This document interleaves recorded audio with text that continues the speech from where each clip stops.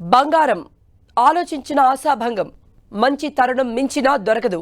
షాపుల్లో కంటే తక్కువకిస్తామంటూ ఎవరైనా కాలనీలు వీధుల్లో అమ్మితే ఆశపడి కొనుగోలు చేయకండి. మేం చెప్పినా మీరు కొనుగోలు చేస్తామంటే ఈ వార్త ఒక్కసారి మీరు చూసేయండి. ఆ తర్వాత నిర్ణయం మీరే తీసుకోండి.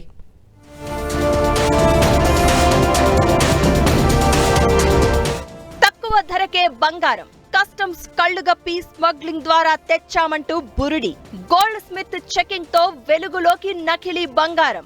ఇక్కడ కనిపిస్తున్న బంగారం బిస్కెట్లు మిలమిలా మెరిసిపోతున్నాయి కదా.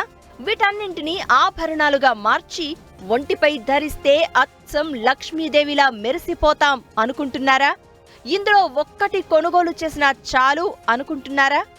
ఆగండి, మీ ఆశలు కలలు కొద్దిసేపు పక్కన పెట్టి మేము చెప్పేది శ్రద్ధగా వినండి.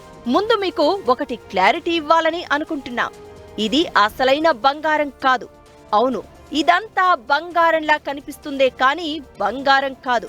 అసలు విషయంలోకి వెళ్తే విజయవాడకు చెందిన కామేశ్వరరావు, గుంటూరుకు చెందిన వేముల పుల్లారావు, పల్నాడుకు చెందిన బత్తుల సాంబశివరావు అనే ముగ్గురు స్వతహాగా జనాలను బురిడి కొట్టించి సొమ్ము చేసుకునే వృత్తిని కొనసాగిస్తున్నారు. వీరు జనాలకు కుచ్చుటోపి పెట్టి వారికి నకిలీ బంగారం అమ్మాలని డిసైడ్ అయ్యారు. ఈ ముగ్గురు కలిసి మహిళలను టార్గెట్ చేసి వారికి ఫేక్ గోల్డ్ విక్రయించాలని భావించారు. ఈ క్రమంలో ఈ దొంగల ముఠాకు తాండూరుకు చెందిన ఓ మహిళ పరిచయమైంది. ఆమెకు బంగారం ఆశ చూపించారు. బయటి రేటు కంటే 10,000 తక్కువ ధరకే బంగారం విక్రయిస్తామని మాయమాటలు చెప్పారు. తక్కువ ధరకు బంగారం అమ్మడానికి కారణం కస్టమ్స్ అధికారుల కళ్లుగప్పి స్మగ్లింగ్ చేసిన బంగారం అంటూ కల్లబొల్లి కబుర్లు చెప్పారు. దీంతో వీరి మాటలను సదరు మహిళ నమ్మింది. హైదరాబాద్కు రండి, అక్కడ కొనుగోలు చేస్తాను అని చెప్పింది.